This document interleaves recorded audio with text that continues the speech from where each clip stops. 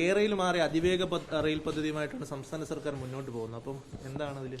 അല്ല, അതിനെ ഒരു നാട് മുഴുവൻ എതിർത്തതാണ്. ഒരു നാട് മുഴുവൻ അന്ന് അവിടെ അവർ പിന്നെ പെറുക്കി പുരേറം കൂട്ടിയ എല്ലാ കല്ലുകളും നാട്ടിലെ ജനങ്ങൾ, സ്ത്രീകളും പുരുഷന്മാരും കുട്ടികളും പറച്ച് എടുത്ത് കൊണ്ടുപോയിട്ട് കടലിൽ കൊണ്ട് തൂക്കിയതാണ്.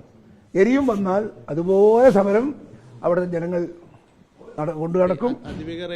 ഒരു കാരണവശാലും ആ പ്രദേശത്ത്, അത് നിങ്ങൾക്കതിന്റെ ഗൗരവം അറിയില്ല, ഞാൻ ആ ഭാഗത്തുള്ള ആളാണ്. ഇത് വന്നാലുണ്ടാകാവുന്ന പ്രയാസം ജനങ്ങൾക്ക് ചെറുതല്ല. ആ പ്രയാസം സഹിക്കാൻ ആളുകൾക്ക് താല്പര്യമില്ല. അതിന് മാത്രമുള്ള ഗുണം അതുകൊണ്ട് കിട്ടുന്നില്ല.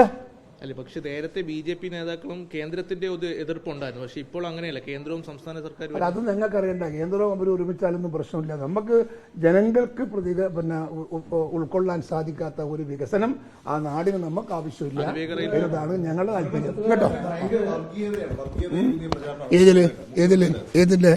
പല വിഷയങ്ങളിലായിട്ട് ന്യൂനപക്ഷ വർഗീയത പ്രത്യേകിച്ച് അതിപ്പോ അയാൾ കുറെ കാലമായിട്ട് അദ്ദേഹം അതിന്റെ ഒരു രാജാവായി മാറിയിരിക്കല്ലേ. ആദ്യമായിട്ടാണ് ഇന്ത്യയിലെ കേരളത്തിന്റെ ഒരു കമ്മ്യൂണിസ്റ്റ് പാർട്ടിയുടെ നേതാവ് ഇതുപോലെ ഒരു വർഗീയ കക്ഷിയായി, വർഗീയ താല്പര്യത്തിന്റെ വക്താക്കളായി മാറിക്കൊണ്ടിരിക്കുന്നത്. ആദ്യത്തെ സംഭവം. എത്ര കമ്മ്യൂണിസ്റ്റ് നേതാക്കന്മാർ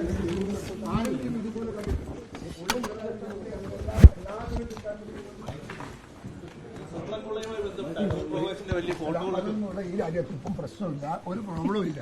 അതൊക്കെ അന്വേഷിക്കുന്ന